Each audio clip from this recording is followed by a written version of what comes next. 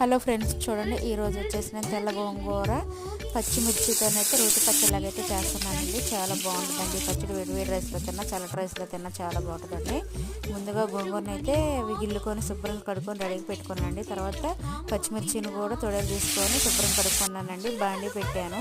ఇంకా పచ్చిమిర్చి వేసి తగినంత ఆయిల్ వేసి వెల్లుల్లి ఇంకా జీలకర్ర ఉంటుంది కదండి, అవన్నీ వేసి వేయించుకొని ఒక మిక్సీ జార్లోకి అయితే తీసుకున్నానండి. మళ్ళీ అదే బండిలోని గోంగూర వేసుకొని కొంచెం చింతపండు వేసుకొని తగినంత నూనె వేసుకొని అయితే మగ్గించుకుంటున్నానండి. అది మగ్గేలేపు చూడండి పచ్చిమిర్చిని అయితే మిక్సీ అయితే కచ్చపచ్చగా పట్టుకున్నానండి. ఇవి కచ్చపచ్చగా పట్టిన తర్వాత ఏగిన గోంగూర ఉంది కదండి, అది కూడా వేసి 2-3 పలుసు ఇచ్చుకుంటే కచ్చపచ్చగా పచ్చడి బాగుంటుందండి, రోడ్డు పచ్చడిలాగా. ఇక తాలింపు అయితే వేస్తున్నాను. తాలింపు దినుసులు అన్నీ వేసుకొని ఇంకా కొంచెం పసుపు వేసుకొని బాగా వేగిన తర్వాత తాలింపు గోంగూర పచ్చడి వేసుకొని సిమ్లో పెట్టుకొని మగ్గించుకుంటే పచ్చడి చాలా బాగుంటుందండి.